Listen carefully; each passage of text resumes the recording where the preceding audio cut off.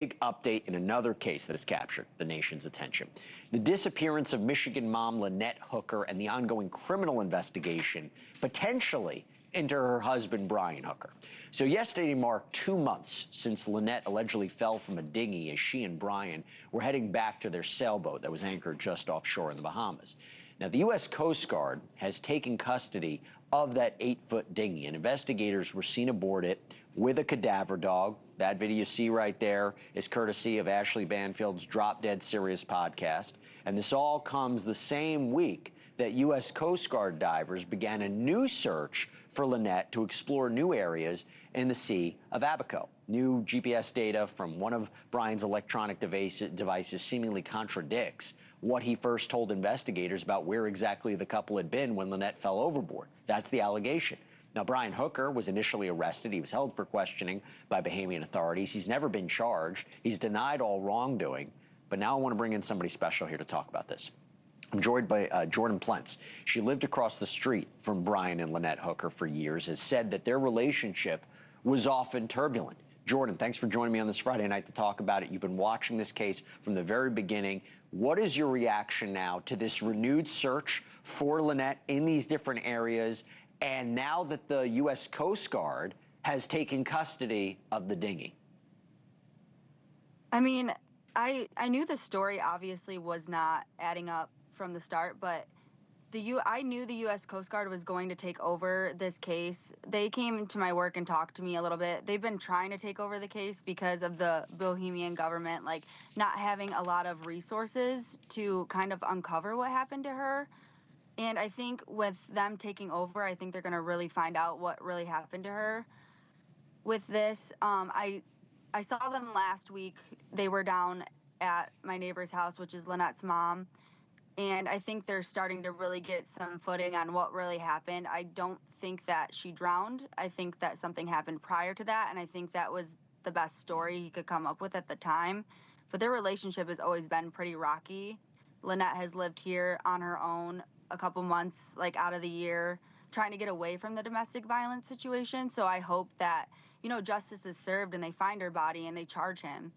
What, when you say they had kind of a rocky relationship, what did you see? What did you hear? What did you observe? I mean, I knew mostly from what her mom told me, because she would let me know. She lived in Florida in the off season, not on the lake season. We live on the lake. And she just told me, like, hey, I just want to let you know Lynette would be living there, that things are getting bad in the household, that, Bryan is violent verbally, physically, that she needed to get away from that. So she would leave periodically and then always go back. But it's a 25-year cycle that she was in. It's not that easy for somebody to leave in that scenario. I anticipated she would leave before something this bad would happen. So, I hope that, truthfully, they find more evidence and personally hold him accountable for what he is doing, because he's a free man right now. Nobody knows where he's at. You said that the Coast Guard has been in touch with you. Is it true the FBI has also been in touch with you as well? I mean, and what for? Yeah, like, they just wanted to get background on. So I have this camera out front of my house, and it kind of just, like, has a display of, like, the whole house. And when they both lived here from September, October-ish, before they set sail for this big trip.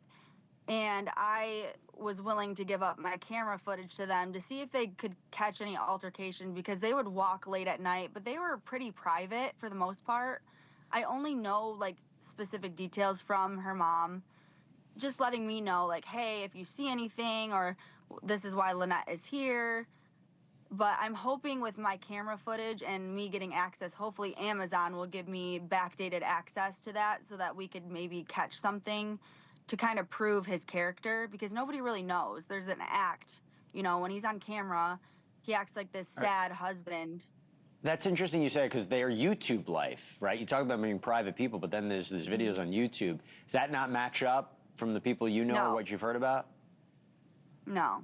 What do you mean? It's all just, like, it's more of like a front, right? Like, social media is a facade of what really happens deep down. And I think they tried to make the best of it and tried to maybe capture their memories, not necessarily directly their relationship.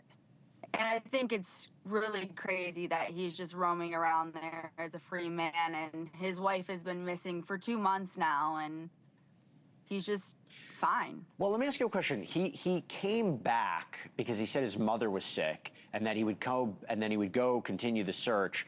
I don't believe that's happened. Is there any information you could shed on, him coming back and what he's been up to?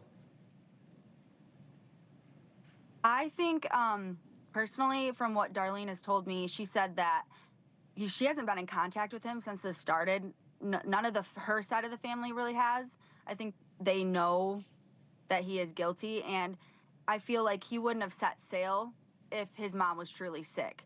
So for me, I don't think his mom was sick. I think it was an excuse to come back here and have a reason to leave the Bahamas and not look like the bad guy. We show all these pictures of Lynette. We talk about her disappearing. We get so involved in the investigation. Sometimes we get lost about the person who's involved. What should we know about Lynette? How do you want people to think about Lynette? What do we not know about her? I was just talking with her mom the other day, and she said she went on and did an interview, and she just wants her to be remembered as this happy, loving mother and daughter, and she was kind. She always had a smile on her face, and I think we forget that these family members are mourning, a sister, a daughter, a mother, and we forget that, like, they don't even have a body right now to even put at rest, or even put the whole thing at rest. It's just so many unknowns, and I hope that with the U.S. being involved in this investigation, that they really can come down to what really happened to her and make things right for the family so that they can move forward, because it's been rough around here. Like, we're from a small town. Yeah. It's like we're all really close, and it's hard.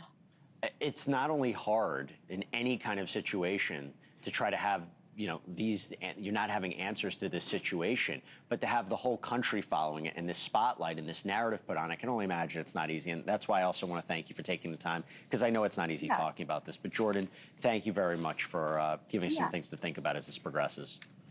Yeah. Thank you for watching. Subscribe below and download our NewsNation app right now on your phone, and you will get fact-based, unbiased news for all Americans.